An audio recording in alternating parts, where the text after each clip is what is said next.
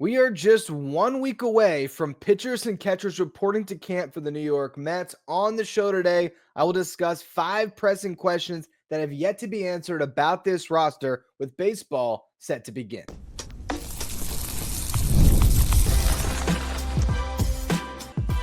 You are Locked On Mets, your daily New York Mets podcast. Part of the Locked On Podcast Network, your team every day. Hello to all you amazing Mets fans. You're watching Locked On Mets, part of the Locked On Podcast Network, your team every day. I'm your host, Ryan Finkelstein. If you want to find any of my work, follow me on X at Finkelstein Ryan. You can also find some of my writing at justbaseball.com, where I work as the managing editor. Today's episode is brought to you by Game Time. Download the Game Time app, create an account, use the code Locked On MLB for $20 off your first purchase. Well, baseball is nearly back. A week from today, P's and C's report. Pitchers and catchers will all be there for the New York Mets. And then a week from this upcoming Monday, talking about the first full squad workout. Everybody will be there for the Mets. And then not long after that, the Grapefruit League action will begin. There'll be baseball being played. And then, before you know it, opening day. So this is an exciting time. But it's crazy because it still feels like there's more offseason left, because I guess technically there is. There's still a big free agent out there and plenty of others. But we're pretty much looking at what the Mets are going to be. They might make one more move. They might make two. Maybe there's a trade that comes down the pipe. But right now, you can almost look at the Mets team and say, all right, this is the 2025 New York Mets. And what I wanted to do today is bring up 5 questions that'll be at the top of everyone's mind when camp opens up, things that must be answered before opening day. The first one is one that I don't think has gotten nearly enough coverage, and that's the health of Kodai Senga. Where are we with Senga this year? Is he going to be a fixture in that rotation, or is he going to be back on the IL? Is this going to be the story of another Mets pitcher that shows a lot of promise and then just can't get back on the mound consistently? Over the course of the offseason, the Mets have sent trainers out there to visit him out in Japan. Jeremy Hefner spent some time with them. All reports have been good, I guess. There hasn't been anything alarming that's been noted. But I don't think anybody really knows what the results are going to be with Kodai Senga until he actually gets on the mound and looks like himself again. And even then, you're going to be holding your breath until we get into, deep into April, into May. And if Kodai Senga has taken his first 4 or 5 turns through the rotation during the regular season and everything looks fine, we can start to have a little bit of calm when it comes to Kodai Senga and not worrying as much about what he's going to bring to the table. But the reality is the New York Mets need this guy. They have not built their starting rotation to the point where Kodai Senga's presence is a luxury. It is much more a necessity. Yes, they go probably 9 deep on their depth chart when it comes to starting pitchers.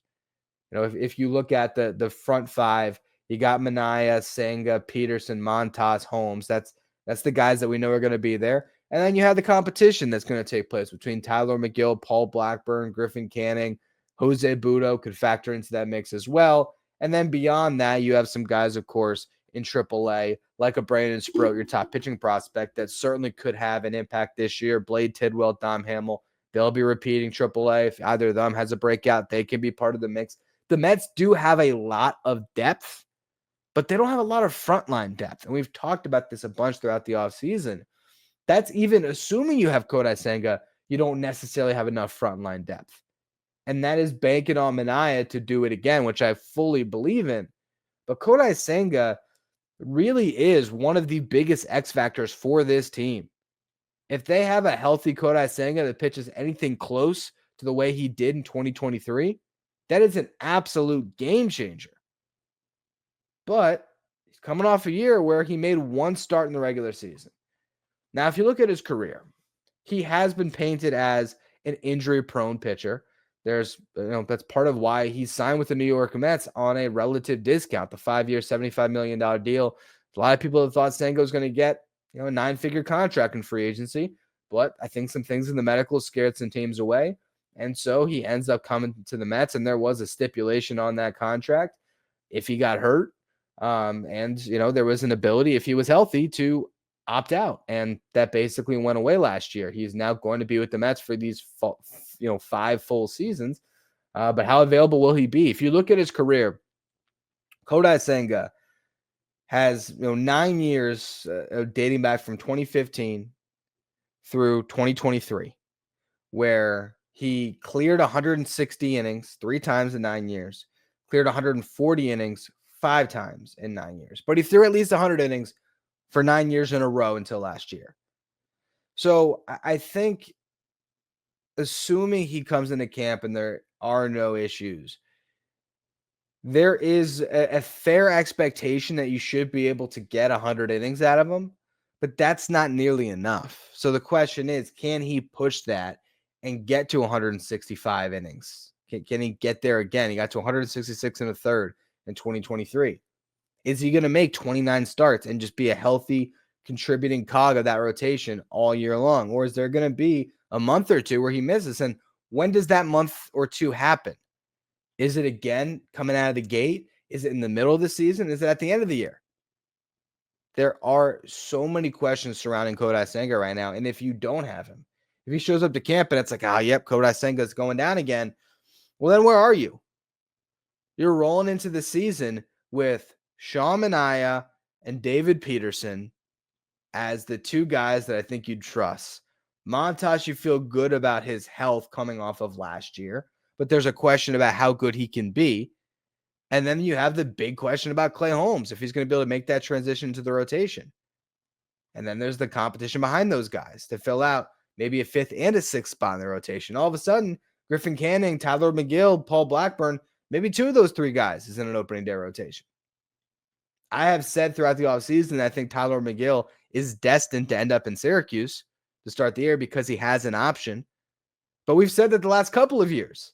We've said that since McGill, became a part of the Mets rotation in 2021. He had a really nice rookie season. Going into 2022, no way is Tyler McGill going to crack camp as part of the Mets opening day rotation. Jacob deGrom goes down and Tyler McGill steps in and actually was deGrom light for a month, and then he sort of faded, got hurt himself. 2023, no chance are we going to see Tyler McGill part of this team. You just got Justin Verlander, Jose Quintana, and Kodai Senga. Senga was healthy. The other 2 weren't.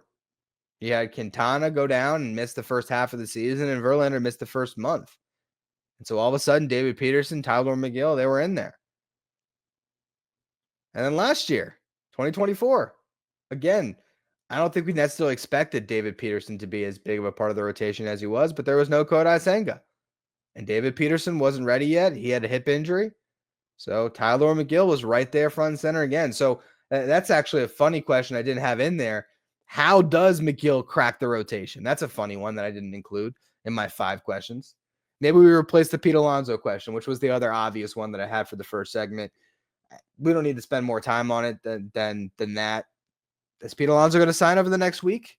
Is this going to drag into spring training and just be a question that looms over the Mets? And at some point, do they really put their foot down and just, they already tried to, but it was always that question of, are they serious? Is there another team that signs him before spring training? Or do the Mets at some point just say, you know what, Pete Alonso, we're done with you. We're done. I don't know if it'll get there, or if they would just sort of have that question mark looming, and at some point he falls back to the Mets. I'm hoping that we get resolution over the next week. I'm hoping that by the time pitchers and catchers report, or ideally by the end of this week, we'll just know, because the waiting is frustrating. I will note, when it comes to another bat that we talked about this week, Randall Grichuk did sign. On Monday's show, I was talking about bargain free agents, and I said these guys will sign, and when they sign, you are going to think, man, the Mets should have got in for that price. Randall Grichuk's on a 1-year, $5 million deal. That's all it took to sign him. Granted, he goes back to a team he played with and had a lot of success with last year in the Diamondbacks, so clearly that's probably where he wanted to be if he was going to take that much of a discount. But it's pretty crazy that the guy posted as great of offensive numbers as he did, and he only gets a 1-year deal at $5 million with $500K in incentives, and that contract was structured team-friendly as well. Only going to make $2 million as a base salary this year, and then there's a mutual option. As we've discussed in this show, mutual options are never exercised because either the guy has a good season, wants to hit free agency, has a bad season, the team wants out. that mutual option has a $3 million buyout that takes him to that $5 million guarantee. So great deal for the Diamondbacks. Danny Colome also signed, a reliever I talked about on Monday. He ended up on the Twins on a $3 million deal. So if the Mets do sign any free agents this week outside of Pete Alonso, I imagine it would be at a real discount, but it doesn't necessarily appear like they are planning to do much more spending outside of that looming question on Pete. But I got 3 more questions to discuss throughout this show, so we're going to get to our next one in just a minute. First, though, quick word from our sponsors.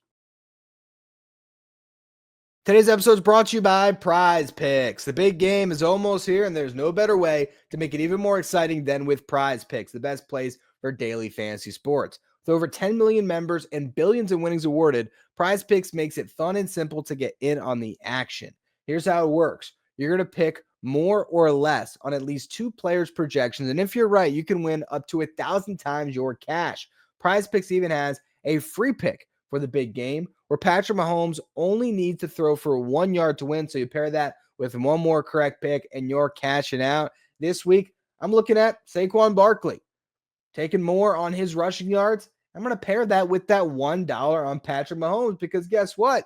I'll win if those 2 things happen. What I love most, fast and safe withdrawals. When I win, my cash is in my account in as little as 15 minutes. Check out the promos tab and tail any of the super sweet Millie Winners big game lineups. If you tail a lineup that goes 3 for 3, you can win a split of $1 million in promo funds. Download the app today and use the code LOCKEDONMLB to get $50 instantly after you play your first $5 lineup. That's code LOCKEDONMLB for $50 instantly after you play your first $5 lineup. Prize Picks, run your game. Stay up to date with all the latest in the world of sports when you check out Locked On Sports Today, streaming 24/7 on YouTube. All right, my third question about the New York Mets as spring training looms: is Brandon Nimmo 100% healthy? That's one that, again, I don't think has been talked about too much this offseason, but he had plantar fasciitis last year, and that's not something that just completely goes away, okay? He got an injection on it. He's been working on it all offseason, but he said recently that he still hasn't sprinted on that foot yet. He's ramping up. He expects to be ready for opening day. But if he's not, and if this is something that plagues him all year, that's a huge hole in the Mets lineup. How would they fill left field if Brandon Nimmo is not available? They did add Jesse Winker, so Jesse Winker can start in left. Marte could be your DH. You could cycle both of those guys between DH and left field if you wanted to. But I don't think you want Starling Marte to play every single day. And I don't think that you want Winker to face left-handed pitching. Now, you do have Tyrone Taylor, so I bet Tyrone Taylor gets a lot of run if Nimmo ends up going down at any point. You basically just lean into the defense.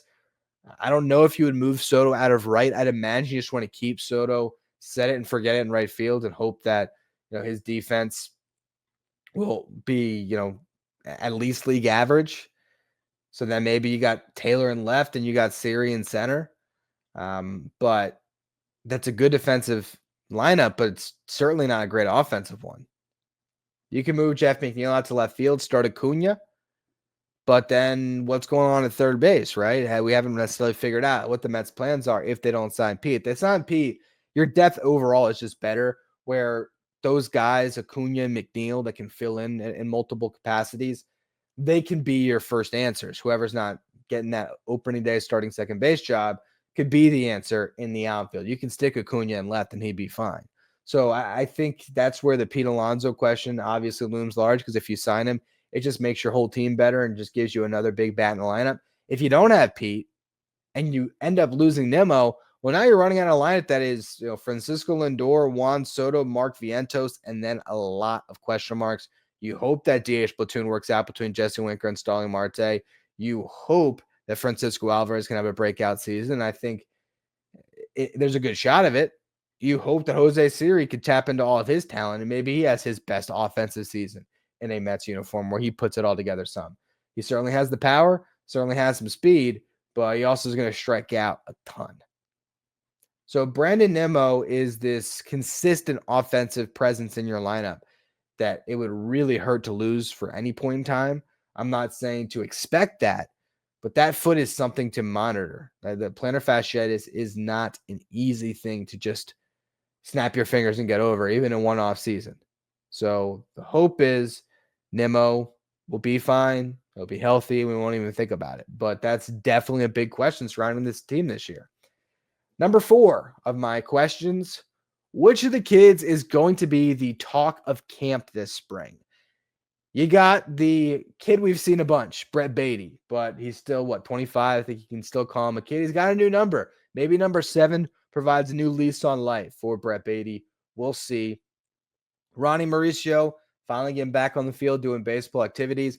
I imagine that he's going to open the year in Syracuse. We've talked about that a bunch, but he'll probably get into some of these Grapefruit League games, and he has the ability to wow you. So it's going to be exciting to see what he brings to the table. Acuna riding a lot of momentum, coming off a great Winter League performance and his awesome cup of coffee down the stretch. So can Acuna win a job in spring training? And then you have the guys that are going to be opening the year in Syracuse that will get a chance to make an impression. And the two I'm talking about is Jett Williams and Drew Gilbert. These guys very much could be a part of the 2025 New York Mets. Jett Williams is the top prospect in this system. So what do those guys do to start their year off on a good note? Can they impress some of these coaches and leave that impression before they eventually get optioned down in the minor leagues? As neither's on the 40-man roster, and I would be stunned if either broke camp. It's just not going to happen. But they could be kind of late cuts that hang around for a long time and, maybe make a really good impression. So we'll see. Those are definitely the names to watch when it comes to the position players. And on the pitching front, we'll see if Brandon Sproat gets the type of treatment that Christian Scott did last year, where they gave him that start near the end of spring to let him really showcase his stuff, as opposed to putting him in the spring breakout. But we'll see if Brandon Sproat gets similar treatment if he gets into any of these Grapefruit League games. But the players to really watch when it comes to the young, the youth movement for the Mets, it's definitely those position players, especially if Pete's not back and you have an actual spot up for grabs for any of them to take the reins of. I have one last question, though, surrounding this team as spring training is nearly upon us. It's a big one. We're going to address it to close out the show. First, though, another quick word from our sponsors. Today's episode is brought to you by Game Time. Game Time. It's a fast and easy way to buy tickets for all the sports, music, comedy, theater events near you. And Game Time Picks going to make it easier for you to get tickets to your favorite live events because they're going to filter out the fluff, show you only incredible deals and great seats, so you don't have to waste your time searching through thousands of tickets. What I love about Game Time, you can view your seat before you buy, so you know exactly what to expect when you arrive. You can buy tickets in a matter of seconds, 2 taps, you're all set. They also have their all-in pricing feature, so you won't get surprised by the fees at checkout. You can factor that in as you are scanning for which seats you might want to buy. Download the Game Time app, create an account, use the code LOCKEDONMLB for $20 off your first purchase. Terms apply. Again, create an account, redeem the code LOCKEDONMLB for $20 off. Download Game Time today. What time is it? It's game time. If you're an everyday listener of the show, make sure you become a Locked On Mets insider. This is our texting service where you get updates from me anytime news breaks in the Mets. You can ask me questions anytime. You can also take part in our Locked On Mets sign photo giveaways. If you want to be a Locked On Mets insider, find a link in the episode description. Go to subtext.com/LockedOnMets. The last question I have about the New York Mets before opening day: will they make a trade? That is something that I think is going to be interesting to watch throughout spring training, because it feels like there's a lot of teams that have a lot of business left to conduct with free agency almost over, and holes to fill on their roster, questions that have yet to be answered, just like the ones we're talking about for the Mets. And I think we might get some trades throughout camp that help teams fill some of these needs. And if you're looking at players the Mets could move, are they now committed to Starling Marte in this DH platoon? Or is there a world where they find a team that wants Marte and is going to give him ample playing time, where they decide, you know what, we're going to ship Marte off? And, maybe they trade Marte, they bring in Mark Cannon. They trade Marte, they bring in Jose Iglesias. Maybe they feel great about Nick Madrigal, or maybe they just love their kids and think that even if they bring Pete Alonso back, by clearing Marte, you open up a spot in that DH platoon where an Acuna can fill in some capacity. I wouldn't imagine that he would ever be a DH because you want to have his glove in the lineup, but you can have Pete DH that day. You can have Vientos DH that day. Have Acuna play the field.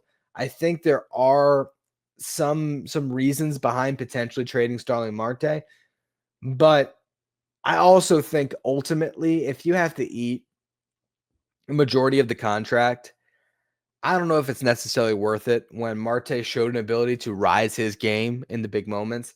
When Marte is still a big piece of that clubhouse, he's one of the few members of the New York Mets that had a prior relationship with Juan Soto. He was the one name that was dropped outside of Lindor in Juan Soto's introductory press conference. So I imagine Marte stays, but I would not take it off the table. Jeff McNeil, kind of the same thing, but I just think McNeil has such a large function on this roster. Even if you don't trust the bat, his ability to play second, left, and right at a high level, it just gives you so much more roster flexibility. And until you get Acuna established in the big leagues, where you know he is going to be a guy that's on that big league roster, not going back and forth, it's harder to give up the one versatile piece that you have that can play in the dirt and in the grass. So I don't think that McNeil moves. But again, I think Marte, there's a slight chance. I also think that the Mets might at some point shop some of that starting pitching depth. Now, you can never have too much starting pitching, but Griffin Canning and Paul Blackburn sort of overlap in a lot of ways. And I think that Tyler McGill is a more intriguing pitcher than both of them, if I'm being completely honest. So McGill, because of an option that he has, is sort of destined to start the year in Syracuse. Again, he always finds his way in the roster. I might do a whole show on that because it's pretty funny. But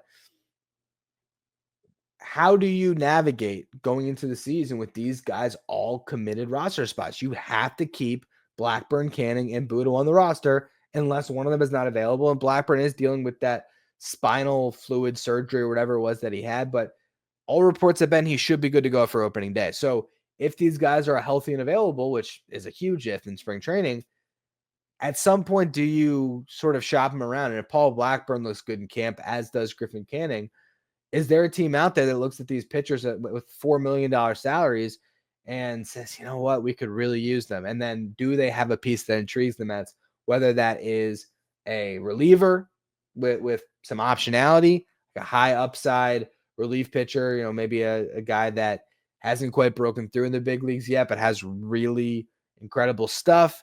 Is it a prospect return and you're just happy to clear Blackburn so you can carry another reliever, or you can carry Tyler McGill if McGill earns it? That's another thing that I'm sort of intrigued by, and I saved the best for last here, and that's, of course, the Dylan Cease rumors. Right now, seems like no trade is imminent, but the Padres could still use some other functional pieces on their roster, and they could clear that money and potentially still invest some in free agency, especially if guys make it into camp unsigned. I've sort of talked about how both JD Martinez and Jose Iglesias would make sense for the Padres. Iglesias because he could be their starting second baseman, and JD Martinez can be their DH. So could you trade Dylan Cease to another team, get some stuff that helps you, and then potentially spend a little bit of that money? It might make the Padres better. It's also trading a frontline pitcher, and the biggest strength for the Padres is their star talent.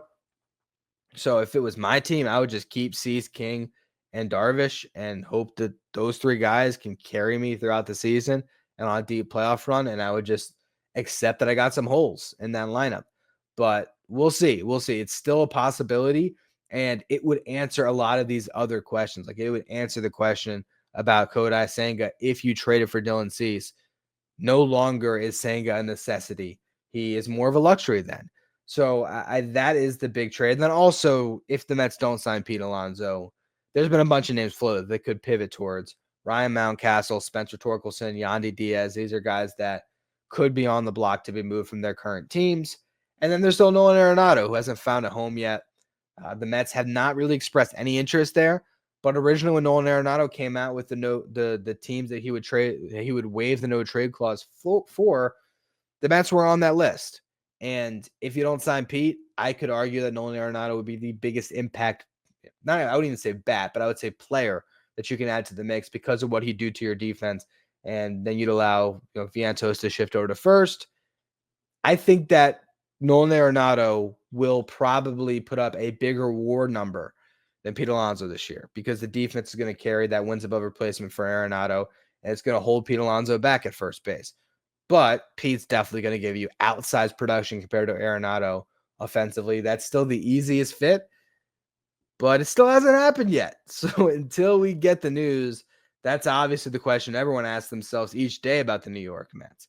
But of other ones of note, when you get closer and closer to spring, the health of Kodai Senga and Brandon Nimmo looms large to me because those guys are really big contributors to this team that have to be healthy for the Mets to be at their best.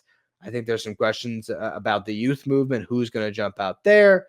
And there's still some pieces on this roster that could be moved around if the Mets find a trade that makes them a little bit better. And I think that we might have a more active trade market this spring than we've had in the past in Major League Baseball. And maybe the Mets can get in on something that takes them a little bit closer to being the favorite in the National League East. Anyway, that's going to be all for today's edition of Locked On Mets. I appreciate all of you for tuning in. Make sure you follow, rate, and review wherever you get your podcasts. If you're watching on YouTube, hit that subscribe button. You can follow me on social media at Finkelstein Ryan. Follow the show at Locked On Mets. Thank you for making Locked On Mets your first listen or your first watch every day. And after your second watch, head over to YouTube and check out the first ever 24/7 streaming channel that covers everything in the world of sports. Talking about Locked On Sports Today with our local hosts from each team, league-wide hosts from each league. Find Locked On Sports Today streaming 24/7 on YouTube.